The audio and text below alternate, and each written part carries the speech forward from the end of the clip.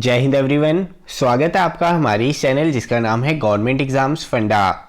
CDS और CAPF के लिए करंट अफेयर्स की सीरीज चल रही है। आज इसका रहेगा पार्ट 15। बहुत ज्यादा इंपॉर्टेंट पार्ट रहने वाला है।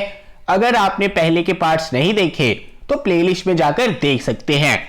इसके अलावा मॉक टेस्ट की सीरीज स्टार्ट हो चुकी है जिसमें आपको मिलेंगे जीएस और इंग्लिश के मोस्ट एक्सपेक्टेड क्वेश्चंस, जो कि आपको डेफिनेटली अपने सीडीएस और सीएपीएफ के एग्जाम के लिए सॉल्व करने ही चाहिए। अगर आपको एनरोल करना हो तो इस नंबर पे व्हाट्सएप करके एनरोल कर सकते हैं। तो शुरू करते हैं पार्ट 15। सबसे पहले देखते हैं census of orchids of India. देखिए, पहली बार बोटेनिकल सर्वे ऑफ इंडिया ने सेंसस किया है किसका?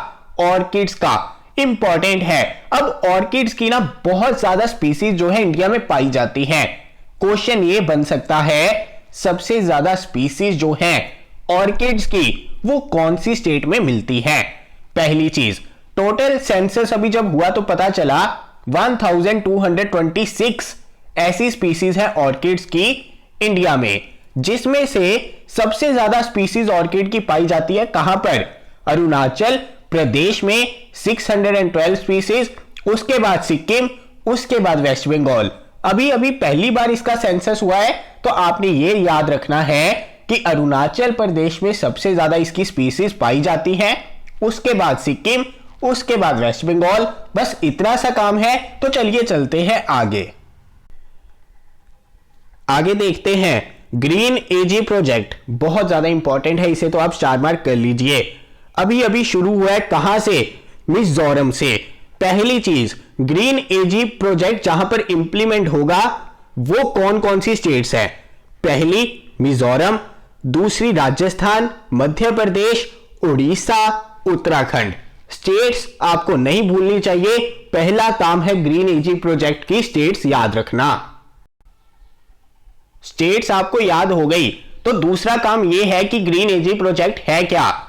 ग्रीन एजी प्रोजेक्ट ये है कि जो फार्मर्स हैं उनकी इनकम भी कम ना हो, फार्मर्स को कोई हानि भी ना हो, और जितना वो फूड उपलब्ध करवा पा रहे हैं इंडिया में उतना करवाते भी रहे, प्लस उनके फार्मिंग करने के तरीके में चेंज भी आ जाए जिससे हमारा पोल्यूशन हो कम, यानी कि हम सस्टेनेबल फार्मिंग जो है कर सके। तो ये है ग्रीन एजी प्रोजेक्ट। ग्रीन का मतलब आपको पता चल जाना चाहिए कि इसका संबंध हमारे पर्यावरण के साथ है, कि हम चाहते हैं कि हमारा पर्यावरण क्लीन रहे।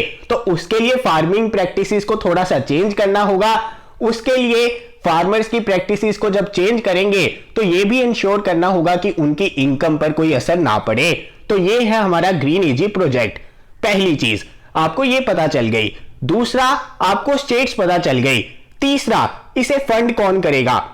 इसे फंड करेगा global environment facility. Global environment facility जो है ये स्टार्ट हुआ था, कब एस्टेब्लिश हुआ था? जब हमारी रियो अर्थ समिट हुई थी 1992 में। अब डिटेल में ग्लोबल एनवायरनमेंट फैसिलिटी के ऊपर रिसर्च करके आप नीचे मुझे कमेंट बॉक्स में बताएंगे कि ये क्या क्या काम करती है। तो ये चीजें तो हो गई आपको क्लियर। दूसरा, अब ये जो इंप्लीमेंट इंडिया में करेगी वो कौन सी मिनिस्ट्री करेगी? Ministry of agriculture and farmers welfare जो है इसकी इंप्लीमेंटिंग एजेंसी होगी कहां पर? इंडिया में। तो मिनिस्ट्री याद रखनी है। आपने ये भी याद रखना है ग्लोबल एनवायरनमेंट फैसिलिटी इसको फंड कर रही है। ये भी याद रखना है कौन सी स्टेट्स में इंप्लीमेंट होगी। अब आपको पता है कि मिजोरम में इंप्लीमेंट हो रही है, तो उसके लिए विलेजेस जो है आइडेंटिफाई किए गए। उसके बीच में दो हमारी एक वाइल्ड लाइफ सेंचुरी आ रही है, एक टाइगर रिजर्व आ रहा है। तो ये दोनों आपको पता होने चाहिए कि कहां पर है। तो आपको जो है ये पूछा जा सकता है कि डंपा टाइगर रिजर्व कहां पर है? पता होगा आपको मिजोरम में। आपको ये पूछा जा सकता है थोरेंग लैंग वाइल्ड लाइफ सेंचुरी जो है कहां पर है? तो आपको पता होना चाहिए मिजोरम में। अब इस एक स्लाइड से बहुत सारे क्वेश्चंस बन सकते हैं। मोस्ट इंपॉर्टेंट है सीडीएस के लिए, सीएपीएफ के लिए। तो चलिए चलते हैं आगे। आगे देखते हैं यूएस एड मैत्री प्रोग्राम इंपॉर्टेंट है। पहले United states agency for international development, यानी कि यूनाइटेड स्टेट्स की एजेंसी है जो इंटरनेशनली उन्हें लगता है कि प्रोग्राम्स बहुत ज्यादा इफेक्टिव हैं, उनमें इन्वेस्टमेंट करती है, फंडिंग करती है, उनकी डेवलपमेंट करवाती है। इंपॉर्टेंट चीज। दूसरा, मैत्री क्या है? Market integration and transformation program for energy efficiency. Important है, इसकी फुल फॉर्म याद रखना। फुल फॉर्म आपको पूछी जाती है, पूछी जाती रहेंगी। तीसरी चीज है क्या?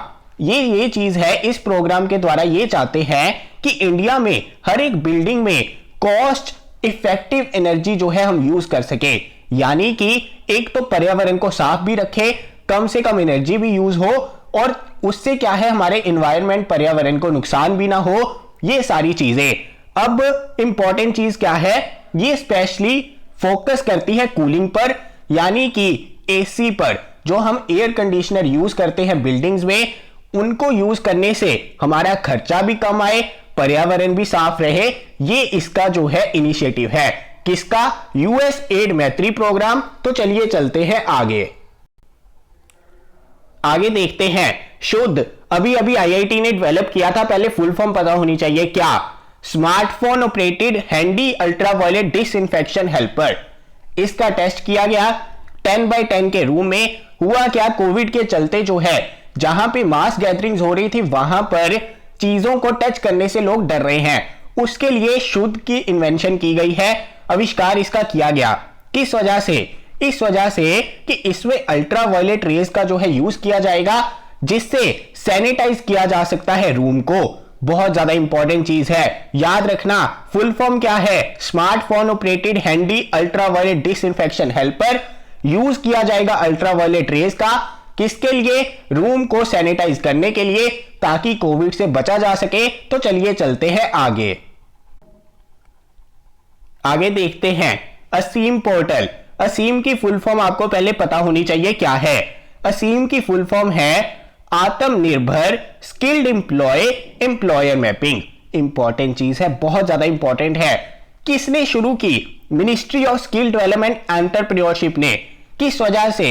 इस वजह से कि जो हमारे स्किल्ड लेबर है, स्किल्ड पीपल है, उन्हें अपॉर्चुनिटीज मिल सके, यानी कि एम्प्लॉयर को चाहिए होता है एम्प्लॉय को चाहिए होता है एम्प्लॉयर। तो इस पोर्टल के थ्रू जो है उन दोनों को एक दूसरे के साथ मिलवाया जा सके। इस वजह से असीम पोर्टल शुरू हुआ, ताकि दोबारा से हमारे स्किल्ड वर्कर्स हैं, उनके पास जॉब्स हो, अपॉर्चुनिटीज हो। असीम पोर्टल आपको पता होना चाहिए, फुल फॉर्म आपको पता होनी चाहिए। इंपॉर्टेंट है, स्किल्ड और अनस्किल्ड का फर्क याद रखना। इसमें स्किल्ड है, अनस्किल्ड नहीं है। तो चलिए चलते हैं आगे। कादसा एक्ट बहुत ज्यादा इंपॉर्टेंट है, पहले भी न्यूज में रहा था, फिर से न्यूज में है। अब इसका फुल फॉर्म क्या है? Countering America's adversaries through sanctions act.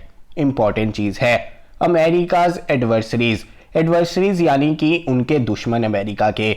अब कौन कौन है उनके दुश्मन? कौन से इस एक्ट के अंडर आते हैं? Iran, north Korea, Russia. यानी कि अगर ईरान, नॉर्थ कोरिया, रशिया के साथ जो है कोई डील करेगा, तो अमेरिका सिर्फ इन देशों के ऊपर सैंक्शन नहीं लगाएगा। जो देश इनके साथ डील करेगा, अमेरिका उनके ऊपर भी सैंक्शंस लगाएगा। तो रिसेंटली अमेरिका ने थ्रेटन किया था फिर से इंडिया को कि वो कादसा के अंडर जो है इंडिया के ऊपर सैंक्शंस जो है इंपोज करेगा। इंपॉर्टेंट चीज है, इस वजह से आपको कादसा एक्ट के बारे में पता होना चाहिए, इन 3 कंट्रीज का पता होना चाहिए। इंपॉर्टेंट चीज है, आपको पता है कि इंडिया जो है रशिया के साथ बहुत सारी डिफेंस डील्स करता है। इंडिया ने यही कहा था, प्रेसिडेंट ने लेटर लिखकर भेजी थी, किसको? यूएस को, कि हम जो डील्स कर रहे हैं रशिया के साथ डिफेंस की, हमारे ऊपर कादसा के अंडर जो है सैंक्शंस ना लगाई जाए। लेकिन यूएसए ने उसके ऊपर कोई भी कमिटमेंट नहीं दी इंडिया को। इस वजह से कादसा एक्ट जो है न्यूज में रहा, पता होना चाहिए। तो ये थी आज की हमारी इंपॉर्टेंट करंट अफेयर्स की सीरीज। अगर आपको अच्छी लगी तो शेयर कर देना, लाइक कर देना। मॉक सीरीज ज्वाइन करने के लिए व्हाट्सएप कर सकते हैं। जल्दी मिलेंगे अगली वीडियो के साथ। जय हिंद।